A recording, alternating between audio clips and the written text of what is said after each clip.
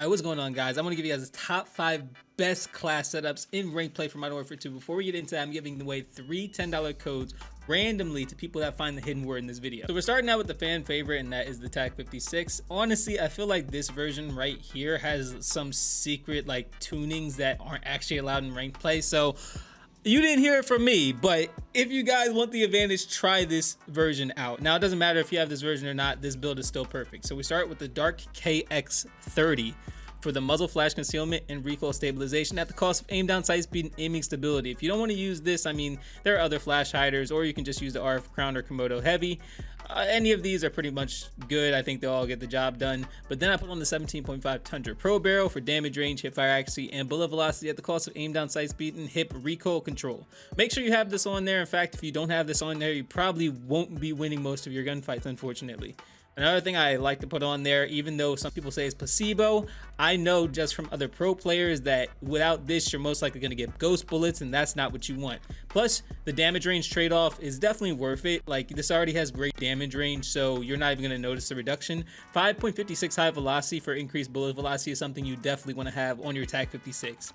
Demo clean shot grip for sprint to fire speed and aim down sight speed to cause some recoil control. This is really the best choice overall. I mean, I don't really suggest the other one just because this already has good recoil control, and I mean, you don't really need flinch resistance. You're probably going to win 2 or 3 gunfights and then probably die afterwards, just because if you're running into good players, they're probably going to be able to kill you. No point in having the flinch resistance. I already have good flinch control.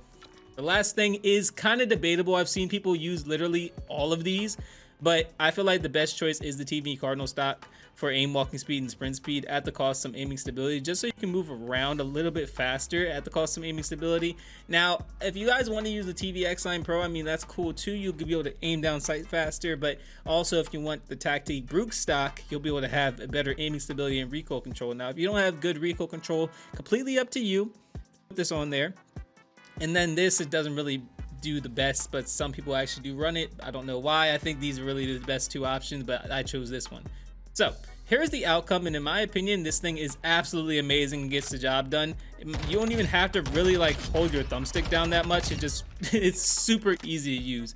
So if you want to use a really amazing AR that's meta essentially from any distance, please use the TAC 56 and use this version, just because it's incredible. In my opinion, it's incredible.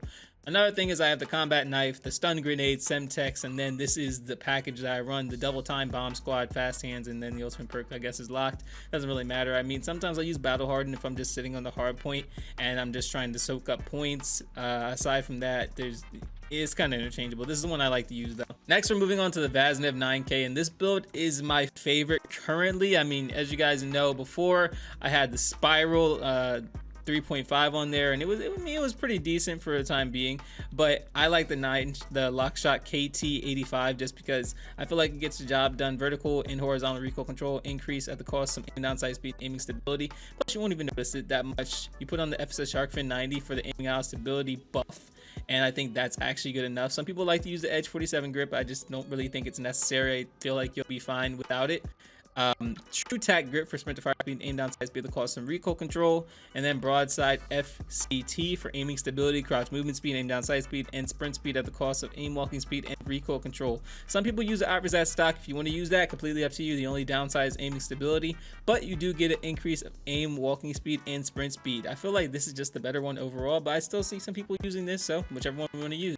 Now, I know some people are going to have some recoil issues with this one. I think it's very easy to control the recoil, especially with everything I put on there. Now, the only thing is long range, obviously, is a little bit harder. The only thing I want to mention is right now I'm playing on 120 FOV, so most people are going to be playing on 100 FOV or something similar to that. If you're playing rank play, I just don't really see the point in playing 120 FOV if you're going to play rank play. It's not really going to help you out that much. Another thing I do want to show you guys is the Vel 46. The Vel 46 is amazing still, in my opinion.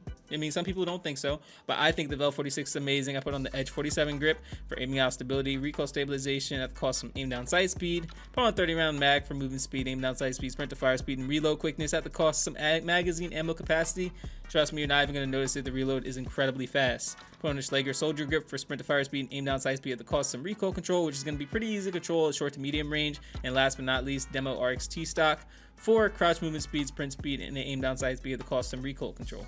So here's the outcome of this. It's super easy to use. Like I said, short medium. Long range is definitely something you don't really want to engage with. I know most people are going to be snaking, most likely going to be snaking a head glitch, get the job done pretty quick. So this is very ideal for that. Still gets the job done. In my opinion, I think it's a top 3 SMG, and it's up to you, whatever one you want to position it as. Now, this one is completely up to you guys if you guys want to put this on there. It's the Bass P. I love the Bass P. I think it's actually an underrated SMG, and I do believe that it's meta. So I put on the XTEN Razor Comp for horizontal and vertical recoil control at the cost of some aim down sight speed and aiming stability. I also put on the FSS SHARKFIN 90 for aiming out of stability. Put on the BRUEN Flash Grip for sprint to fire speed and aim down sight speed at the cost of some recoil control. BRUEN Flash V4 stock for sprint speed, aim walking speed, crouch movement speed, and aim down sight speed at the cost of some aiming stability and recoil control. And last but not least, the SLIMLINE Pro. Now, this build right here is, in my opinion, the most balanced. It's pretty easy to use this build. Long range is not my favorite. It bounces a whole lot, but if you want to use it long range, feel free. You're still gonna be able to get the job done if you get your shots off, but I prefer this short to medium range. If you want to do the long range shot, make sure you have all your bullets ready, and then you're most likely just gonna have to reverse firing. But there is another version of this Bass P that I actually want to show you, and this is basically a Scorpion version. So Scorpion version is XTEN Razor Comp for horizontal vertical recoil control. We put on the 4-inch THUNDERFIRE for aim and down sight speed, movement speed, hip recoil control at the cost of some damage range, bullet velocity, hip fire accuracy, and recoil control. I know the downsides sound bad, but trust me, it's definitely worth it. You put on the 20 round mag for movement speed, aim down sight speed, sprint to fire speed, and reload quickness at the cost of magazine ammo capacity.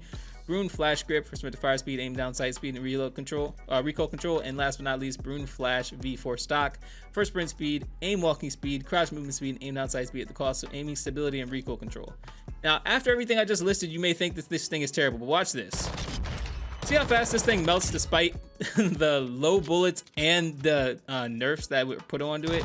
This thing is still amazing, and in my opinion, you're probably going to get 2 gunfights in, but the reload is pretty fast. Don't even think about going long range. It's just not going to be ideal. But yeah, short, medium range, get your reload off. You can get your snakes in. I think it's a very amazing SMG. I think it's actually pretty shocking that not many people have been using this, but this is definitely a meta SMG that you can have a great time actually using. Now, the last one's personal preference. Most likely you're going to be using this in Search and Destroy, but I decided to show it to you anyways. The SPX 80. Put on the Max DMR Precision for aiming stability, crouch movement speed, and aim down sight speed at the cost of aim walking speed, sprint speed, recoil control. Put on the SCHLAGER Match Grip for sprint to fire speed and aim down sight speed at the cost of some recoil control. And last but not least, the LR Reinforced Lock Bolt for rechambering accuracy at the cost of rechambering speed. Trust me, I thought about using the rechambering speed one, but this is just the better option just for accuracy. So watch this. As somebody who does not snipe, it's just very easy to actually get your shots off. And I don't even have to be really good at sniping. Being completely honest, I'm not a sniper. I'm not a great sniper. Now I gotta show you guys a pistol just because if you're using the pistol, you might as well have a good version. You're most likely going to use the XRK Sidewinder 6 for recoil control and bullet velocity at the cost of movement speed and aim down sight speed. I mean, you can use the XRK Luck 9, but you're just going to increase a movement speed and aim down sight speed. You're going to lose bullet velocity, which I don't recommend. And then the Cronin Lima 6 for pistol fast draw, sprint fire speed, and aim down sight speed at the cost of recoil control. Not a big deal. Everything else, I mean, doesn't really matter. You can change the other thing, like you can increase the fire rate if you want to. But if you do increase the fire rate, just know that you're probably going to lose some aiming out stability or something along those lines. As you see, this is probably the best choice overall. Like hip fire, moving accuracy, who cares? You can throw that on there. And just show you guys an example of what this thing can actually do. Short to medium and long range is actually incredible. So give it a try. I mean, most people don't expect you to really use a pistol, but if you want to go John Wick mode, then I mean, you might as well have a good build for it.